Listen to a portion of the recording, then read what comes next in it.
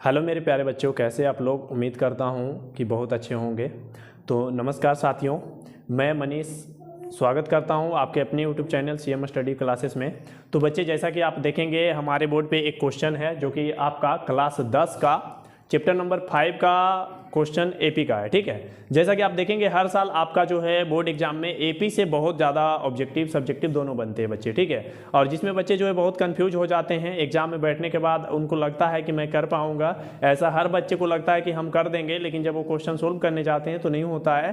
तो उसी क्वेश्चन में से एक क्वेश्चन आपका ये भी है बच्चे, जो कि आप देखेंगे हमारे बोर्ड पर लिखा हुआ है और हमारी स्क्रीन पर भी हाईलाइटेड होगी आपकी क्वेश्चन। ठीक है, तो आप उसको क्लियरली पढ़ सकते हैं। तो आइए हम जो बताते हैं क्वेश्चन को बच्चे कैसे आप लोग जो है आसानी से सोल्व करेंगे। तो देखिए प्रश्न कहता क्या है, यदि 4, x1 x2 x3 और 28 मतलब 28 AP में है तो x3 का मान क्या होगा। तो बच्चे यहाँ पे पूछा गया आपसे x3, मतलब आप देखोगे कि क्वेश्चन को करने का कोशिश करिए खुद से कि हो पाता है कि नहीं होता है, कोई दिक्कत नहीं है, मैं हूँ यहाँ। ठीक है, तो देखिए आप लोग, अगर हम आपसे पूछे बच्चे कि इसमें जो है AP में आपका जो दिया गया पद है वो क्या है, तो आप कहेंगे कि सर यहाँ है 4x1, ठीक है, x2 और आप कहेंगे x3 और कॉमा 28। ठीक है, ये आपके पद हैं। तो अगर बच्चे आप लोग से हम पूछेंगे कि सर इसमें कितने पद हैं, अगर आपसे हम पूछें कि AP में कितने पद हैं, AP में कितने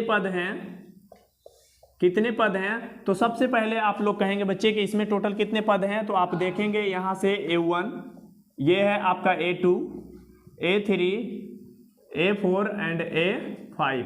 तो बच्चे लास्ट हमारा कितना है, A5, यानी AP में कितना पद है, 5 पद है। ठीक है, और ये जो 5 पद है तो आप भी जानते हैं कि जो दिए गए AP का पद होता है, जो उसमें से पहला पद होगा वो आपका A का वैल्यू होता है। ठीक है, तो अगर हम आप लोग से पूछे कि A बराबर यहाँ कितना है, तो आप कहेंगे सर A1 की वैल्यू ही तो A कहलाती है, तो A1 की वैल्यू कितना है, 4 है। ठीक है, अगर हम आप लोग से पूछे इसमें कि N का वैल्यू कितना है, अगर आप लोग से हम पूछें कि N की वैल्यू कितना है, तो आप कहेंगे शायद कि मुझे पता नहीं है, लेकिन बच्चे आपको पता है, इसी में से छुपा हुआ है। आप देखें क्या है, A1 की वैल्यू 1 2 3 4 5, मतलब AP में कितने पद है, जितना पद है वो आपका N का वैल्यू है। तो AP में आपका 5 पद है, तो N बराबर कितना है, 5 है। ठीक है, अभी हम पूछेंगे आपसे कि D बराबर क्या है, D बराबर क्या है, तो आपको पता नहीं है शायद। ठीक है, इसलिए पता नहीं है कि इसमें D है ही नहीं। D कैसे निकालते, अगर कोई भी AP समान पद में होता, जैसे इस फॉर्मेट में होता 2 4 6 डॉट डॉट डॉट, तब जो है आप आसानी से कर पाते। कैसे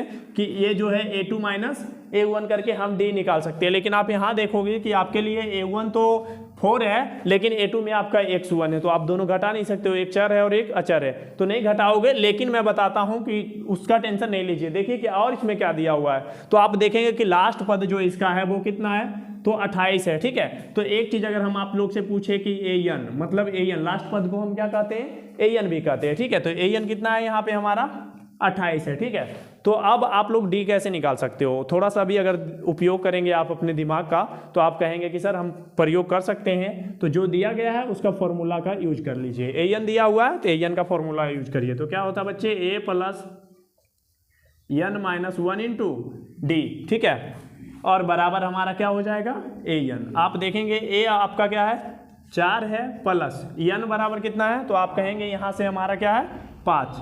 तो 5 माइनस 1 और गुने D नहीं है, तो इसको ऐसे ही छोड़ दीजिए। AN बराबर कितना है, 28। अब आप देखेंगे कि इसको थोड़ा सा सोल्व कर लीजिए। तो आप कहेंगे कि 4 प्लस, ये देखिए ये दोनों गुना हो जाएगा, तो 5 गुने D बराबर क्या हो जाएगा, 5D। फिर से ये इसके साथ गुना हो जाएगा, तो माइनस का क्या बचेगा, D, और बराबर कितना है, 28। ठीक है, एक बार आप और देखेंगे इसको, तो आप करेंगे 5D में से 1D चला जाएगा, तो बचेगा कितना, 4D। आप देखेंगे कि 28 इधर से आपका 4 प्लस में था, उधर 4 चलाएगा माइनस में। ठीक है, आप इसी चीज़ को यहाँ देख लीजिए। ठीक है, आप देखेंगे यहाँ से कि 4D बराबर बच्चे आपका 4D बराबर 28 में से 4 चला जाएगा, तो कितना बचेगा, 24। ठीक है, तो D बराबर आपका कितना बचता है, 24 और बटा 4, और ये कट जाएगा 6 बार में, यानी D की वैल्यू हमारा कितना आ गया, 6। ठीक है, जब D की वैल्यू हमें मिल चुकी है, तो आपसे पूछा क्या था, यहाँ पे देख लीजिए, आपसे प्रश्न में पूछा है कि x3 का मान, ठीक है, आपको x3, आप देखिए x3 इसमें है कहाँ, A1 A2 A3 A4, आप देखेंगे कि x3 मतलब A4 में है, ठीक है, यानी आपको बताना है सिर्फ और सिर्फ A4 का वैल्यू, ठीक है, A4। तो आप जानते हैं कि हम लोग क्या करते हैं, A4 बराबर यहाँ से ही, यहाँ देख लीजिए आप लोग, या यहाँ देख लीजिए, कोई बात नहीं है, A4, तो A4 को आप लोग क्या कर सकते हैं, A+3D, ठीक है, तो A+3D, A बराबर 4 है गुने 3, और D की वैल्यू कितना लाए हैं आप, 6 लाए हैं, ठीक है, तो 6 ये हो जाएगा आपका 4, और सॉरी ये प्लस है आपका, गुना नहीं, प्लस 6 18 बराबर आपका हो जाएगा कितना, 22, ठीक है बच्चे। तो यही आपका आंसर है। उम्मीद करते हैं कि आप लोग को समझ में आया होगा। अगर समझ में आया नहीं है तो आप लोग जो है वीडियो को रोकिए, फिर से देखिए, उसको समझने का कोशिश करिए, अवश्य समझ में आएगा, ठीक है बच्चे। और यदि आपको समझ में आते तो आप अपने दोस्तों में भी वीडियो को शेयर करिए, चैनल को सब्सक्राइब करिए, और ऐसे वीडियो आपके लिए लेकर आ रहा हूँ बच्चे। तो थैंक यू, धन्यवाद, वीडियो देखने के लिए आपका बहुत बहुत शुक्रिया, ठीक है।